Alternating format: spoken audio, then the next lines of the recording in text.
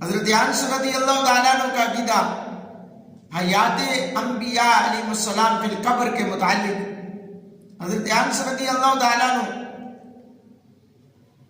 حضور علیہ السلام کا فرمان نقل کرتے ہیں کہ انبیاء علیہ السلام اپنی قبروں میں زندہ ہیں اور نمازیں پڑھتے ہیں، اور مرنے کے بعد مردے کی قوت سماعت کے بارے میں بھی حضرت انس کی روایت موجود ہے کہ نبی پاک صلی اللہ علیہ وآلہ وسلم نے ارشاد فرمایا کہ بندہ جب قبر میں رکھا جاتا ہے اور اس کے ساتھی اس کے پاس سے چلے جاتے ہیں دفن کرنے کے بعد، اور ابھی وہ ان جانے والوں کی جوتیوں کی کھنکھناہٹ، آواز، پیروں کی آہٹ سن رہا ہوتا ہے کہ اچانک اس کے پاس دو فرشتے آ جاتے ہیں جن کا نام ہے منکر نکیر۔ اللہ اکبر! یہ کن کا عقیدہ ہے؟ حضرت انس رضی اللہ تعالیٰ خادم مصطفیٰ حضور کے صحابہ کا عقیدہ۔ آج کے لوگوں کا عقیدہ نہیں ہے۔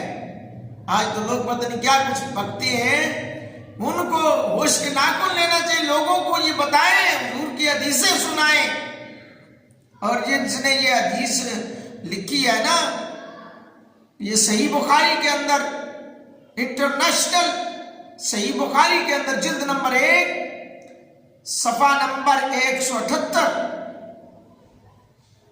صحیح بخاری کے اندر یہ حدیث موجود ہے کہ بندہ جب قبر میں رکھا جاتا ہے اور اس کے ساتھی اس کے پاس سے چلے جاتے ہیں، ابھی وہ ان کے جانے والوں کی جوتیوں کی کھنکھناہٹ سن رہا ہوتا ہے کہ اچانک اس کے پاس فرشتے آ جاتے ہیں۔ اللہ!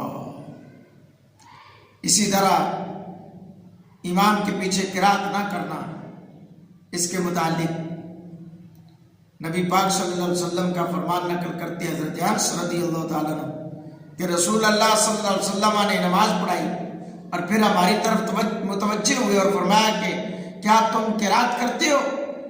امام بھی قرات کرتا ہے۔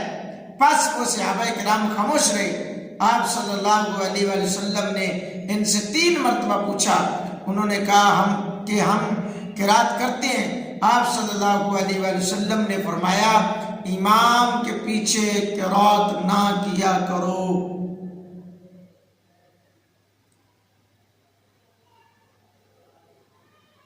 اللہ!